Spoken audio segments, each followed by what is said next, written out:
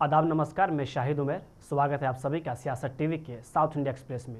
आइए देखते हैं मुख्य समाचार। राहुल गांधी के बयान पर कांग्रेस नेता और तेलंगाना के मुख्यमंत्री रेवंत रेड्डी ने कहा कि राहुल गांधी ने जो कहा है वो वैचारिक मतभेद है। चूंकि आरएसएस ने भारत के स्वतंत्रता संग्राम के दौरान कोई बलिदान नहीं दिया, इसलिए वो यह पहचानने के लिए तैयार नहीं है कि भारत की आज़ादी का क्या मतलब है। अगर मोहन भागवत संविधान और आज़ादी के खिलाफ कुछ कहा तो उसके खिलाफ कार्रवाई होनी चाहिए। राहुल जी ने जो कहा ये आइडियोलॉजिकल डिफरेंसेस है, क्योंकि आज़ादी के लिए आरएसएस कुछ लड़ाई नहीं, उन लोग कोई शहीद नहीं हुआ, इसीलिए देश को जो स्वतंत्र मिला वो आरएसएस पहचानने के लिए राजी नहीं है। इसीलिए वो लोग जो आज़ादी के बारे में कुछ कहने के लिए, तारीफ करने के लिए तैयार नहीं है। तो उनका एक्चुअल आइडियोलॉजी वही है, मोहन भागवत जी ने वही ने कहा। इसीलिए राहुल गांधी जी ने ये कहा आपको आज़ादी से कोई लेना देना नहीं है। कांग्रेस पार्टी और कांग्रेस पार्टी के नेतागण शहीद होकर आज़ादी लेकर आए, इस देश को चलाने के लिए कांग्रेस पार्टी कोशिश करेंगे, वही बात राहुल जी ने कहा। तो मोहन भागवत जी जो कहा, अगर कॉन्स्टिट्यूशन के खिलाफ, आज़ादी के खिलाफ कोई कुछ कहा तो उन लोगों के खिलाफ कार्रवाई चलना है, वो जरूरी है। राहुल गांधी जी ने यही डिमांड मांगा है कि उनके मोहन भागवत जी के खिलाफ कार्रवाई शुरू की है। इसीलिए मोदी जी ने अभी मोहन भागवत जी के खिलाफ कार्रवाई शुरू करेंगे, नहीं तो मोहन भागवत जी को मदद देकर उन्होंने भी वही आइडियोलॉजी के एक पार्ट ऑफ दैट आइडियोलॉजी वो अभी मोदी जी साफ करना है देश के जनता के सामने। तेलंगाना के अंदर भी हम लोग देख रहे हैं लगातार बीआरएस आप लोगों की पार्टी पर अटैक कर रही है, चाहे फिर वो ये हो कि राहुल जी संविधान की किताब तो लेके चलते हैं, लेकिन कांग्रेस पार्टी के कार्यकर्ता हमारे ऑफिस पर अटैक करते हैं। इसके अलावा कई तमाम चीजें हैं, उस पर कहीं पर भी कोई किसी के खिलाफ अगर अटैक किए तो पुलिस का कार्रवाई शुरू की है। अब जाकर देखो कहीं पर लॉ एंड ऑर्डर का मुद्दा कुछ आ गया तो तुरंत पुलिस ने इंटरवीन हो गए, कैसे क्रिमिनल केसेस भी बुक किए। मगर पिछले सरकार ने तो वो काम कर नहीं था, तो पुलिस साथ लेकर कांग्रेस के ऑफिसों पे अटैक हो रहा था। मगर इस बार ऐसा नहीं है, कहीं पर कोई गलती हो गई तो भी सरकार सुधारने के लिए कोशिश करे, हमको कोई सिखाने का जरूरी नहीं है।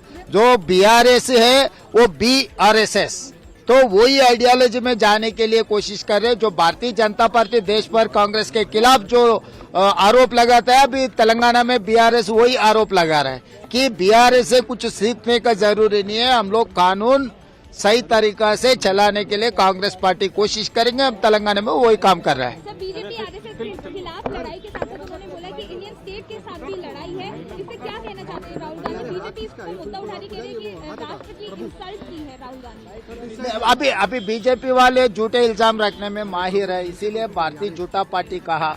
तो भारतीय जनता पार्टी जो कह रहे हैं उसके ऊपर अब ज्यादा ध्यान देने का जरूरी नहीं है। जो आज़ादी के खिलाफ मोहन भागवत जी ने जो कहा, अभी मोदी जी साफ करना है कि वो मोहन भागवत जी के साथ है, नहीं तो ये देश को आज़ादी लाकर जो लाखों लोग शहीद हुए उन लोगों के साथ है। मोदी जी अब साफ करना है, वो ही जरूरी है। अभी कांग्रेस के खिलाफ इल्जाम लगा दे के उन लोग जो मोहन भागवत जी जो कहा उसको अब कम करने के लिए कोशिश कर रहे हैं।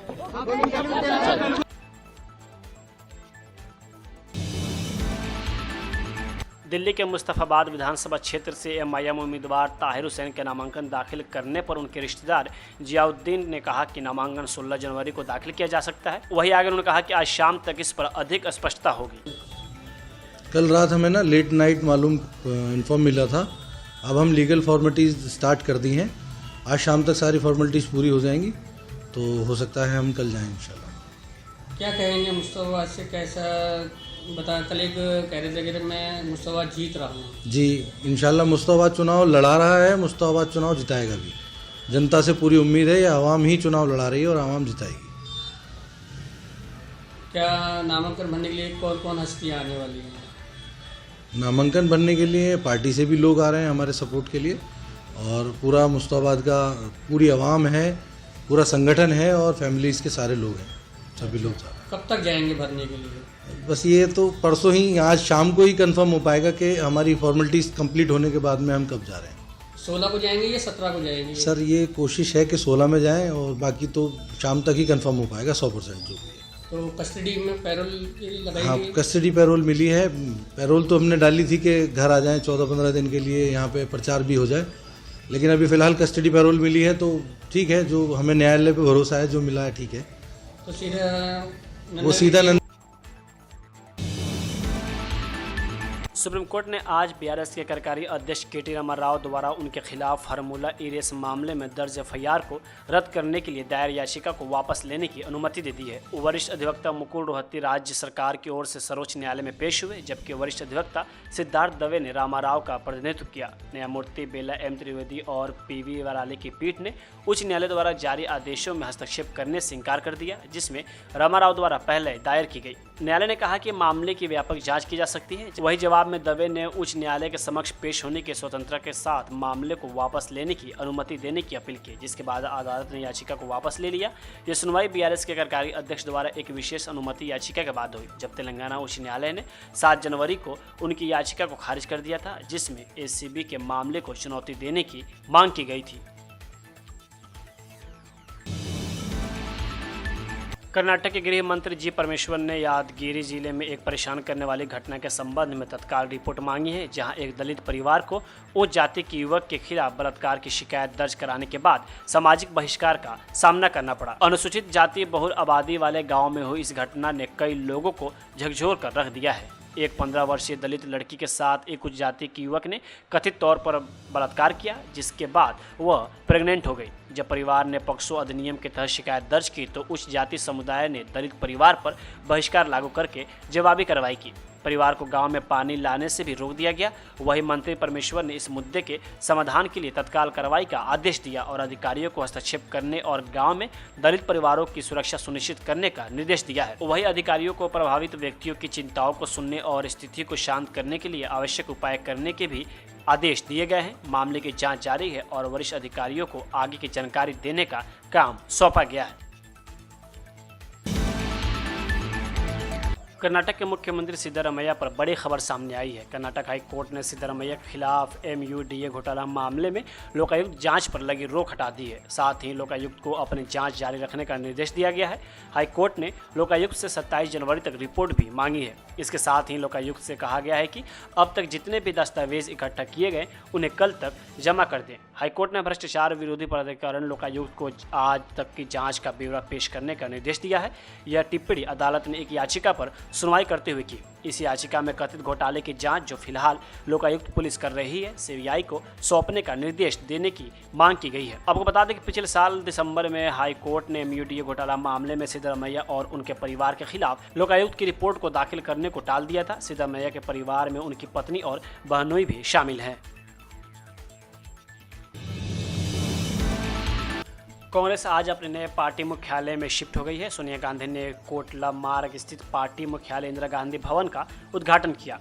इस दौरान पार्टी से जुड़े शीर्ष नेताओं ने बीजेपी और RSS के साथ साथ संघ के प्रमुख मोहन भागवत पर भी निशाना साधा। कांग्रेस के अध्यक्ष मल्लिकार्जुन खड़गे ने भागवत के असली आज़ादी वाले बयान की निंदा की और कहा कि यदि वह ऐसे बयान देते रहे तो फिर देश में उनका घूमना फिरना मुश्किल हो जाएगा। मल्लिकार्जुन खड़गे ने आज कांग्रेस के नए मुख्यालय के उद्घाटन के अवसर पर कहा कि RSS और बीजेपी के लोगों को 1947 में मिली देश की आज़ादी याद नहीं है, क्योंकि उनके वैचारिक पूर्वजों की ओर से आज़ादी की जंग में कोई योगदान नहीं दिया गया है। आपको बता दें कि इससे पूर्व संघ प्रमुख मोहन भागवत ने 2 दिन पहले सोमवार को एक कार्यक्रम के दौरान कहा था कि अयोध्या में भगवान रामलला के प्राण प्रतिष्ठा के दिन को प्रतिष्ठा द्वादशी के रूप में मनाया जाना चाहिए, क्योंकि सदियों से दुश्मन के हमले वाले इस देश को असली आज़ादी इसी दिन मिली थी। कांग्रेस अध्यक्ष खड़गे ने संघ प्रमुख पर निशाना साधते हुए कहा कि यह बहुत ही शर्म की बात है कि आज़ादी मिलने के बाद भी वह इसे स्वीकार नहीं कर रहे हैं। उन्होंने संघ और बीजेपी का जिक्र करते हुए कहा, आज़ादी के लिए इनके लोग कभी लड़े ही नहीं, कभी जेल भी नहीं गए, इसलिए आज़ादी के संघर्ष के बारे में कुछ याद ही नहीं,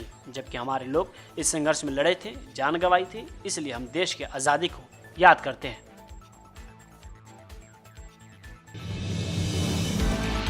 मौसम विज्ञान केंद्र चेन्नई ने आज तमिलनाडु के 6 जिलों में हल्की से मध्यम बारिश का अनुमान लगाया है। वहीं आरएमसी ने इसका कारण दक्षिण पूर्व अरब सागर और भूमध्य रेखा के साथ बंगाल की खाड़ी के आसपास के क्षेत्रों में कम दबाव प्रणाली को बताया है। वहीं आने वाले दिनों में पूरे राज्य में औसत से अधिक बारिश होने की उम्मीद है। डायनेमिक मॉडल के अनुसार 16 जनवरी तक तमिलनाडु के सामान्य में अधिक बारिश होने की संभावना है, जबकि 17 जनवरी से 23 जनवरी के बीच सामान्य बारिश की गतिविधियां की उम्मीद है। चेन्नई में आज और गुरुवार को गरज और बिजली के साथ हल्की से मध्यम बारिश का अनुमान है। शहर में अधिकतम तापमान 27 डिग्री सेल्सियस तक पहुंचने की उम्मीद है, जबकि न्यूनतम तापमान बादल छाए रहने की स्थिति में 23 डिग्री से 24 डिग्री के बीच रहेगा।